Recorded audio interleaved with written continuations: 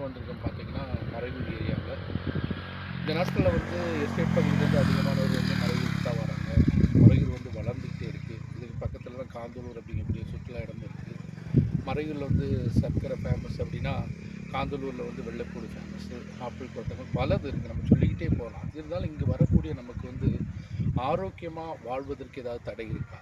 கண்டிப்பாக இருக்குது. அது என்ன அப்படின்னு பார்த்தீங்கன்னா, நீங்கள் காணிக்கக்கூடிய இந்த பார்த்தீனியம் அப்படின்னு சொல்லக்கூடிய இந்த கொடிய விஷப்புல். இது நீங்கள் பார்த்தீங்கன்னா, ஒரு செடியிலேருந்து இந்த விதை வந்து நல்ல மூத்து பரவிச்சுன்னா 10,000 டு 15,000 விதைகள் இதிலேருந்து பரவுது. எங்கு பார்த்தாலும் இந்த செடி தான் இருக்குது. இது விஷப்புல் மாத்திரமல்ல, இதிலேருந்து நமக்கு என்னென்ன வியாதிகள் வருதுன்னு பார்த்தீங்கன்னா, தோல் வியாதி, ஆஸ்மா மிக முக்கியமான வியாதிகளில் இது 2 இந்த செடினால தான் வருது. ஏராளமான குழந்தைகள் படிக்கிறாங்க. எங்கு பார்த்தாலும் நீங்கள் வந்து மறையூருக்கு வாங்க, ரோட் சைட்லனாலும் சரி, விவசாயம் செய்யப்படாத இடங்களாலும் சரி, குப்பை கூடங்களாலும் சரி, எங்கு பார்த்தாலும் இந்த பார்த்தீனியம் செடி தான்.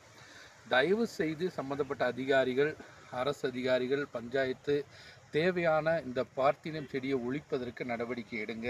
2வது ஒரு தயவான வேண்டுகோள் என்ன அப்படின்னா, ஒவ்வொரு இடங்களிலும் பல்வேறு தனியார் சங்கங்கள் இருக்கீங்க, நல சங்கங்கள்லாம் இருக்கீங்க, ஆட்டோ டாக்ஸி ஓட்டுநர்கள் சங்கங்கள் இருக்கீங்க. நீங்கள்லாம் ஒன்றிணைந்து நம்மளால் முடிந்த அளவு இந்த மறையூரில் இந்த பார்த்தீனியத்தை ஒழிக்கிறதற்கு ஒரு தேவையான நடவடிக்கை எடுத்து முன்னிறங்க வேண்டும் அப்படின்னு தான் தாழ்மையான வேண்டுகோள். இதை